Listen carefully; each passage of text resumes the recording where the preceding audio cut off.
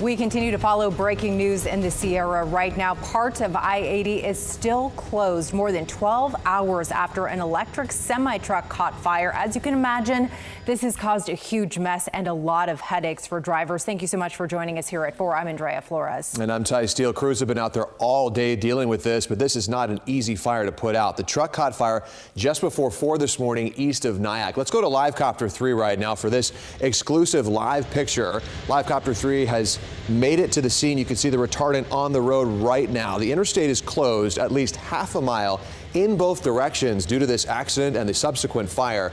KCRA 3's Michelle Bandur has been out there all day long tracking this. Michelle, why is it taking so long to open the road? Well, you know, this really has been such a waiting game for all the stranded drivers, for Caltrans, for the Highway Patrol, and for those CAL FIRE crews, because they have to wait for those electric batteries to burn themselves out. Now, we are here at Nyack. They're keeping us here because they want to keep us away from the danger of the toxic fumes. We're about a half a mile from where that Tesla big rig is burning all of that dangerous fumes. It started, like you said, just before 4 this morning when the semi-driver veered off I-80 and hit a tree.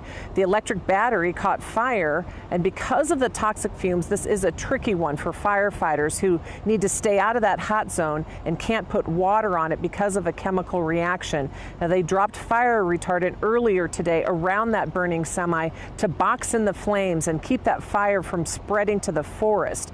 Tesla engineers are on scene advising the fire crews how to battle this electric fire. The batteries are burning up and went into what they call a thermal runaway.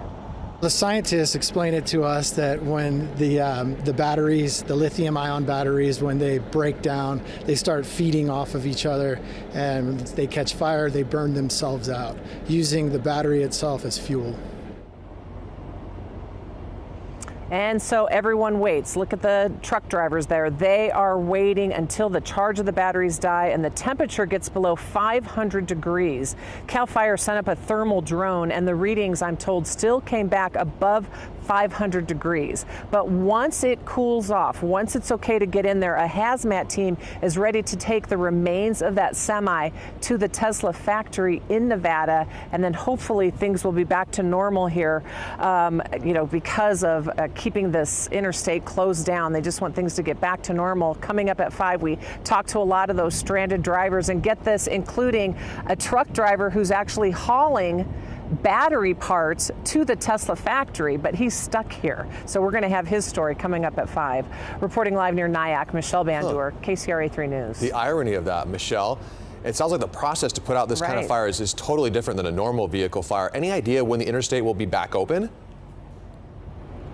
Well, I just talked with Chief Woessner, and he tells me that they're meeting right now at 4 o'clock, and he says they do hope to open the westbound side shortly. He didn't give me a time, but they say shortly. I know that they want to do some air monitoring and make sure that those toxic fumes are okay, so at least hopefully they can get the westbound side open, but we'll stay on the scene and let you know if that happens. All right, Michelle Bandur, thanks so much for following up on that for us.